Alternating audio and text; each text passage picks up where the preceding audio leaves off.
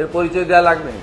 তারপরে এটা আরেকটা কাগজ, সেকুলারিজমে বিশ্বাস করে, চাপে পড়ে লিখেছে বাংলাদেশের হিন্দুদের উপর আক্রমণ। পশ্চিমবঙ্গে লেখে না, হুলিয়ান শামসেরগঞ্জে লিখে দুষ্কৃতকারীদের হামলা।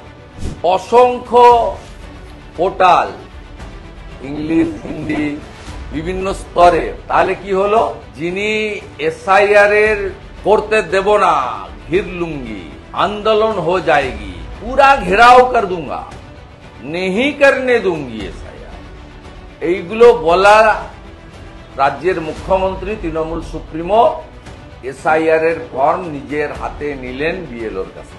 24 ঘন্টা ধরে ক্যাম্পেইন চললো। পরের দিন হেলায় না পড়লে বিড়াল গাছে ওঠে না, জাগো বাংলা ডিলিট করলো।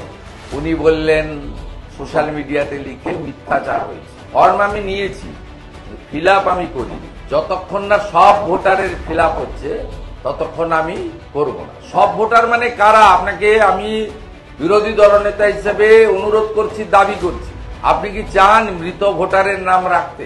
আপনি কি চান ডবল ট্রিপল এন্ট্রি ভোটারের নাম রাখতে? আপনি কি চান অস্তিত্বহীন ভোটারের রাখতে?